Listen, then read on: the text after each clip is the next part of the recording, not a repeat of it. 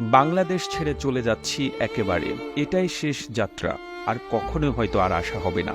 ২০ বছর বয়সে নিজের পরিবারের জন্য এবং নিজের ভবিষ্যৎ সুন্দর করার জন্য জার্মানিতে পাড়ি জমিয়েছিলাম। আজ থেকে ঠিক ১৫ বছর আগে ঢাকায় দুটি ফ্ল্যাট কিনেছিলাম আমার নিজের টাকায়। একটা আমার মায়ের নামে আর একটা আমার স্ত্রীর নামে। আমার মা আবার ফ্ল্যাট আমার ছোট ভাইয়ের নামে লিখে দিয়েছে।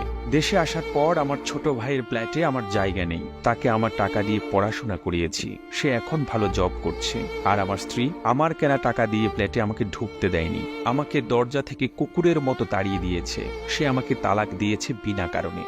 ঠিক বিনা কারণে বলা যাবে না, সে অন্য আরেকজনের সঙ্গে সম্পর্ক জড়িয়েছে। বাংলাদেশে ২০ দিনের মতো হোটেলে ছিলাম। আর আপন মানুষের প্রতারণাগুলো মুখ বুঝে সহ্য করলাম। টাকার কাছে সবকিছু অসহায়। নিজের রক্তের বেঈমানি, তার উপরে নিজের আপন স্ত্রীর বেঈমানি, সবকিছু আমাকে বিপর্যস্ত করে ফেলেছে। মেন্টালি ভেঙে টুকরো টুকরো করে ফেলেছে। যে মানুষগুলোর জন্য জীবনে এতগুলো বছর নষ্ট করলাম, বিদেশে থেকে এত কিছু করলাম, সেই মানুষগুলো আমাকে টিস্যু পেপারের মতো ব্যবহার করে ছুঁড়ে ফেলে দিয়েছে।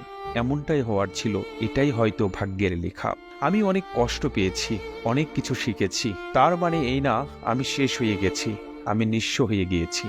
এরকম ফ্ল্যাট আরো 10টা কেনার সামর্থ্য সৃষ্টিকর্তা আমাকে দিয়েছে। কিন্তু কোনো লোভ দেয়নি, কোনো অহংকার দেয়নি। কারো প্রতি কোনো অভিযোগ নেই, কোথাও কোনো বিচার দেব না। বিচার এক জায়গায় দিয়ে রেখেছি।